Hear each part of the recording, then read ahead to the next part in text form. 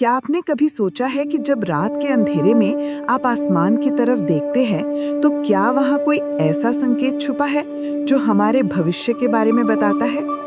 आज हम बात करेंगे उन बातों की जो बाइबल हमें आने वाले समय के बारे में बताती है।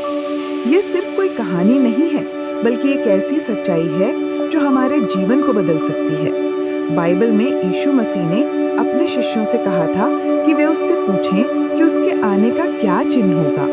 मत्ती 24 में लिखा है कि जब शिष्यों ने यीशु से पूछा, हमें बताइए ये बातें कब होंगी और आपके आने का और जमाने के अंत का क्या चिन्ह होगा, तो यीशु ने उन्हें बहुत स्पष्ट जवाब दिया। पहली बात जो यीशु ने कही वो ये थी कि युद्ध और युद्ध की अफवाहें होंगी, देश देश के विरुद्ध और राज्य राज्य के विरुद्ध उठेगा। आज जब हम अपने चारों तरफ देखते हैं, तो क्या ये सच नहीं लग रहा? दुनिया में कहीं ना कहीं संघर्ष चल रहा है, लेकिन यीशु ने ये भी कहा कि इन बातों से घबराना नहीं है, क्योंकि अभी अंत नहीं आया है। दूसरी बात जो बाइबल बताती है वो है अकाल और भूकंप की। यीशु ने कहा कि जगह जगह अकाल पड़ेंगे और भूकंप आएंगे। आज के समय में जब हम क्लाइमेट चेंज और नेचुरल डिजास्टर्स के बारे में सुनते हैं, तो ये बात और भी साफ हो जाती है। लेकिन ये सब सिर्फ शुरुआत है, जैसे प्रसव पीड़ा की शुरुआत होती है। तीसरी महत्वपूर्ण बात है बीमारियों का फैलना। लूका 21 में लिखा है कि महामारियां होंगी। हमने हाल ही में देखा है कि कैसे पूरी दुनिया एक महामारी से जूझ रही थी। ये भी उन संकेतों में से एक है जिसके बारे में बाइबल ने पहले से ही बताया था। चौथी बात है अधर्म का बढ़ना। मत्ती 24:12 में लिखा है कि अधर्म के बढ़ने से बहुतों का प्रेम ठंडा हो जाएगा।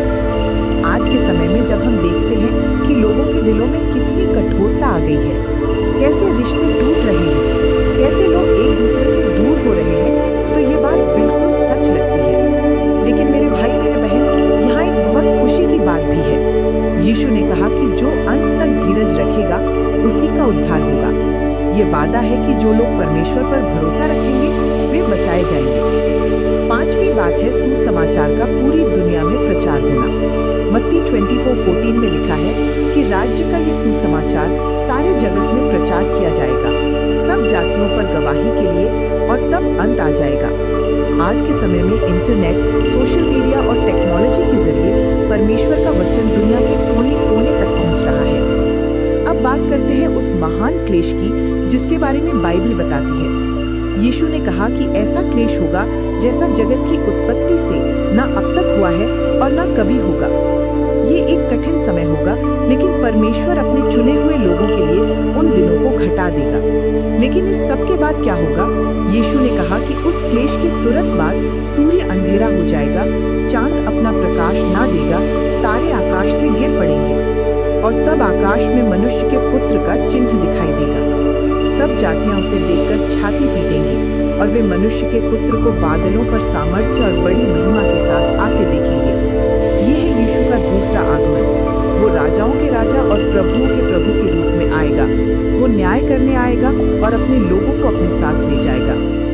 प्रकाशित वाक्य 21 में लिखा है कि परमेश्वर एक नया आकाश और नई पृथ्वी बनाएगा। वहाँ न मृत्यु होगी, न शोक, न विलाप, न पीड़ा होगी। परमेश्वर हर आंख से आंसू पोंछ देगा। ये कितनी खुशी की बात है। लेकिन सवाल ये है कि हमें इन सब बातों को जानकर क्या करना चाहिए? पहली बात तो ये है कि हमें डरना नहीं चाहिए। यीशु ने कहा कि जब ये बातें होने लगे तो सीधे खड़े होकर अपना सिर ऊपर उठाना, क्योंकि तुम्हारा छुटकारा निकट है। दूसरी बात ये है कि हमें तैयार रहना चाहिए। यीशु ने कहा कि जागते रहो, क्योंकि तुम नहीं जानते कि तुम्हारा प्रभु किस दिन आएगा। वो चोर की तरह आएगा जब लोग उसकी उम्मीद नहीं कर रहे होंगे। तीसरी बात ये है कि हमें विश्वास योग्य रहना चाहिए। जो दास अपने मालिक के आने पर काम करता हुआ मिलेगा वो धन्य है। हमें अपने जीवन में परमेश्वर की इच्छा पूरी करते रहना चाहिए। चौथी बात ये है कि हमें दूसरों को भी इस सुसमाचार के बारे में बताना चाहिए। जब हम जानते हैं कि यीशु आने वाला है, तो हमारी जिम्मेदारी बनती है कि हम अपने परिवार, दोस्तों और रिश्तेदारों को भी इस सच्चाई के बारे में बताएं। पांचवी बात यह है कि हमें आशा रखनी चाहिए। चाहे दुनिया में कितनी भी परेशानियां हों, चाहे कितनी भी कठिनाइयां आएं,